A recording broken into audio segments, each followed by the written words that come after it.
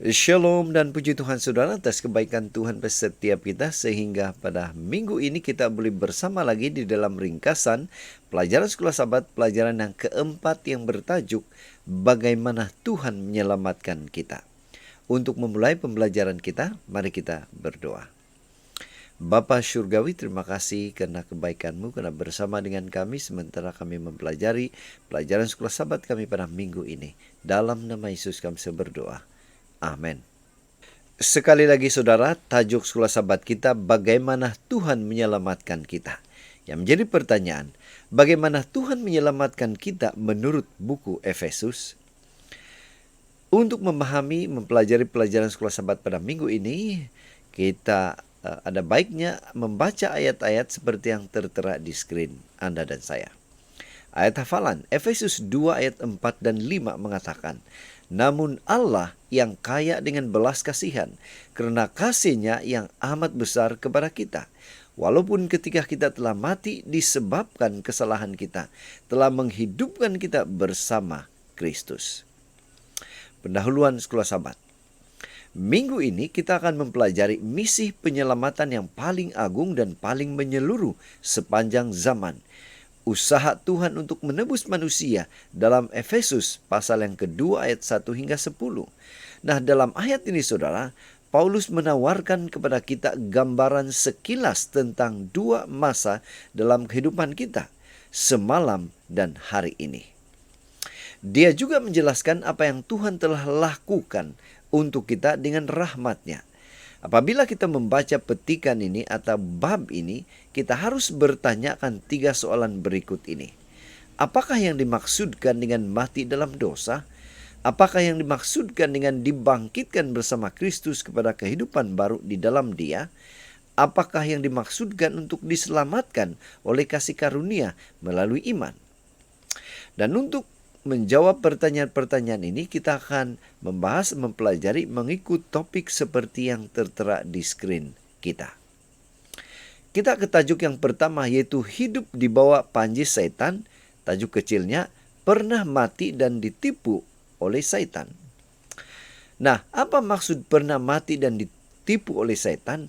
Bagaimana setan itu telah menipu kita, manusia?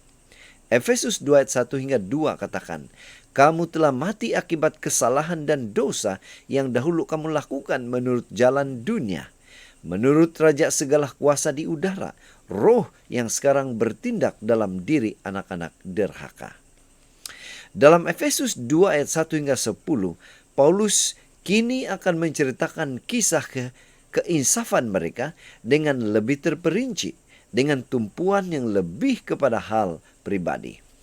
Dia membezakan kehidupan masa lalu mereka yang berdosa dalam ayat 1 hingga 3 dengan berkat keselamatan Tuhan yang digambarkannya sebagai penyertaan dalam kebangkitan, keangkatan dan kemuliaan Kristus. Efesus 2 ayat 4 hingga 7. Dan dia meraihkan asas keselamatan itu dalam kasih kurnia dan karya ciptaan Tuhan dalam Efesus pasal 2 ayat 8 hingga 10. Paulus membentangkan kehidupan kita dalam urutan yang jelas, yaitu kita telah mati dalam dosa, Tuhan memberi kita hidup bersama Kristus, kita diselamatkan oleh kasih karunia. Nah, apakah yang dimaksudkan bahwa kita telah mati dalam dosa? Artinya, dosa adalah cara hidup kita, kami mengikuti adat resam dunia, kami dikuasai oleh raja dunia ini, kami adalah anak-anak yang derhaka atau durhaka. Ini bermakna kita hidup di bawah kuasa dua kuasa luar sebelum kita bertemu dengan Kristus, yaitu persekitaran yang mengelilingi kita. Putra kuasa udara, yaitu setan. Kita masuk ke tajuk yang kedua, yaitu pernah terpedaya oleh keinginan kita sendiri. Yang menjadi pertanyaan, bagaimana kita diperdaya oleh keinginan kita sendiri? Efesus 2 ayat 3 mengatakan, kami semua juga pernah hidup sedemikian, memuaskan hawa nafsu, menunaikan kehendak tubuh dan pikiran, dan secara tabii merupakan anak-anak yang dimurkai seperti yang lain juga. Selain campur tangan Tuhan, kewujudan manusia dikuasai bukan sahaja oleh kuasa luar yang disebut dalam Efesus 2 ayat 2, tetapi juga oleh kuasa dalaman, yaitu memuaskan hawa nafsu, menunaikan kehendak Tuhan dan pikiran. Efesus 2 ayat 3. Nah, bandingkan dengan Yakobus pasal 1 ayat 15, ayat 5, ayat 14 dan 15, 1 Petrus 1 14. Nah, Paulus telah menyebut dua kuasa luar yang menguasai kita. Kemudian kita menjelaskan ia berbuat demikian. Kita sebenarnya mahu tunduk kepada mereka. Kita ingin melakukan apa yang kita kehendaki, yaitu mengikuti fikiran hati kita. Yakobus 1. Sifat kita adalah anak-anak murka, seperti semua orang yang belum mengenal Tuhan. Dengan kata lain, kita terus melakukan dosa karena kita berdosa, yaitu sifat kita berdosa. Kita senantiasa memikirkan tentang dosa dan hidup untuk dosa. Tetapi walaupun kita masih cenderung untuk berbuat dosa, kita tidak lagi dikuasai olehnya. Syukurlah karena kasih kurnia Tuhan, kita bukan lagi anak kemurkaan. Kita masuk ke tajuk yang ketiga, masih tema besarnya, yaitu hidup di bawah panji Tuhan. Nah, kini dibangkitkan, dinaikkan, dan ditinggikan bersama Kristus. Yang menjadi pertanyaan, apa maksud Paulus kini dibangkitkan, dinaikkan, dan ditinggikan bersama Kristus? Efesus 2 ayat 4 hingga 6 mengatakan, namun Allah yang kaya dengan belas kasihan, karena kasih-Nya yang amat besar kepada kita, walaupun ketika kita telah mati disebabkan kesalahan kita, telah menghidupkan kita bersama Kristus. Kamu telah diselamatkan oleh kasih karunia-Nya. Allah telah membangkitkan kita bersama Kristus Yesus, serta mendudukkan kita bersamanya di sorga. Paulus memulakan bahagian baru ini dengan berkata, namun Tuhan, apakah yang Tuhan lakukan untuk kita? Pertama, dia memberi kita hidup bersama Kristus. Dia menghapuskan segala dosa kita. Dia membangkitkan kita bersama Kristus. Dia memberi kita hidup baru. Ketiga, dia mendudukan kita di sorga bersama Kristus. Dia memberi kita kuasa atas si jahat. Kita telah beralih daripada kewujudan yang dikuasai setan kepada kehidupan yang berlimpah-limpah dan kuasa rohani dalam Kristus. Apakah yang kita telah lakukan untuk layak menerima semua ini? Tidak ada apa-apa. Tuhan melakukannya karena belas kasihan, karena kasih-Nya yang besar yang dengannya Dia mengasihi kita.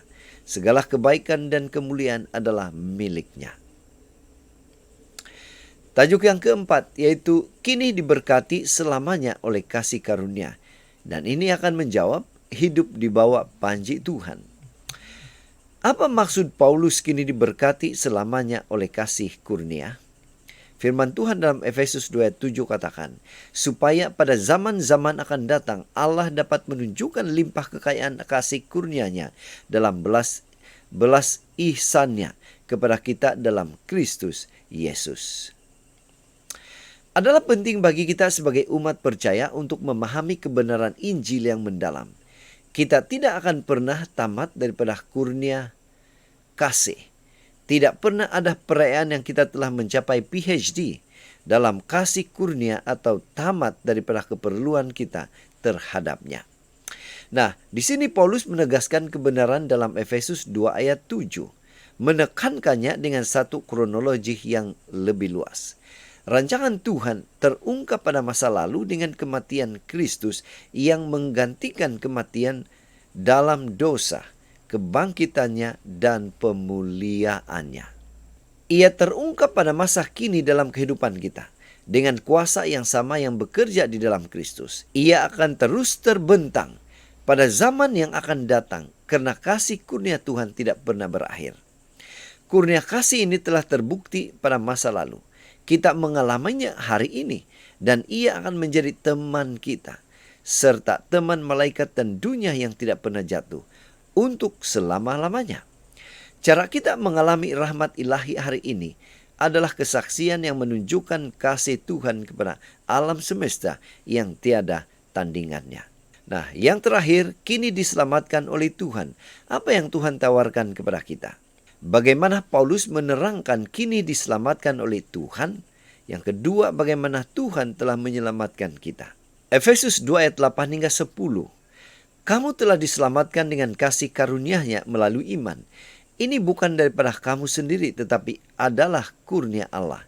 Bukan karena usaha amalmu supaya tiada seorang pun yang dapat bermegah, karena kita ini buatannya, dicipta dalam Kristus Yesus untuk melakukan perbuatan baik yang telah disediakan terdahulu oleh Allah untuk kita lakukan. Pada penghujung bahagian ini, Paulus mahu para pembaca suratnya memahami apa itu keselamatan dan apakah yang milik Tuhan dan yang menjadi bahagian kita di dalamnya. Yang pertama itu kita diselamatkan oleh kasih kurnia. Yang kedua, iman adalah prasarana. Yang ketiga, tetapi iman itu bukan milik kita. Ia adalah pemberian dari Allah. Dan yang keempat, perbuatan kita tidak dapat menyelamatkan kita. Oleh itu, tiada seorang pun dapat bermegah tentang keselamatan mereka. Yang keenam, selepas menyelamatkan kita, Tuhan mencipta semula kita untuk perbuatan baik. Yang ketujuh, Allah telah menyediakan terlebih dahulu setiap pekerjaan baik yang kita lakukan. Ada jelas bahwa keselamatan datang daripada Tuhan, kita hanya perlu menerimanya. Pena Inspirasi juga menjelaskan, dalam anugerah putranya yang tiada tara, Tuhan telah mengelilingi seluruh dunia dengan suasana rahmat yang nyata seperti udara yang beredar di seluruh dunia. Semua yang memilih untuk menghirup atmosfera yang menghidupkan ini akan hidup dan bertumbuh menjadi lelaki dan wanita yang bertubuh besar di dalam Kristus. Kedua, oh Yesus yang berharga, penuh kasih panjang sabar, betapa jiwaku memujamu. Agar jiwa yang miskin, tidak layak dan tercemar dosa dapat berdiri di hadapan Allah yang kudus, lengkap dalam kebenaran pengganti dan penjamin kita. Heranlah hai surga dan tercenganglah hai bumi bahwa manusia yang telah jatuh itu adalah objek dari kasih dan kesenangannya yang tak terbatas. Kesimpulan pelajaran sekolah sahabat kita. Dalam bab 2, Rasul itu menerangkan dengan lebih terperinci cara Tuhan beroperasi dalam keselamatan kita pada peringkat individu. Selepas manusia meninggalkan Taman Eden, mereka memasuki keadaan yang Paulus sebut sebagai mati akibat kesalahan dan dosa. Efesus 2 ayat 1, yang berarti dikawal oleh kedua-dua kuasa dalam, yaitu kecenderungan dosa dan kuasa luaran, Satan dan dunia. Di dalam keadaan ini, manusia tidak boleh mengharapkan kehidupan bersama Tuhan. Sebaliknya, mereka adalah anak-anak yang dimurkai. Efesus 2 ayat 3. Satu-satunya harapan bagi kita adalah untuk dibangkitkan, untuk naik dan ditinggikan bersama Kristus. Efesus 2 ayat 6 dan 7. Dan Paulus menekankan bahwa kita diselamatkan oleh kasih karunia. Efesus 2 ayat 5 dan 8. Jadi saudara, sekian saja ringkasan pelajaran sekolah sahabat kita pada minggu ini. Semoga ini boleh menolong kita memahami pelajaran sekolah sahabat kita pada minggu ini. Tuhan memberkati kita. Mari kita berdoa. Bapa Surgawi, terima kasih atas kebaikan-Mu.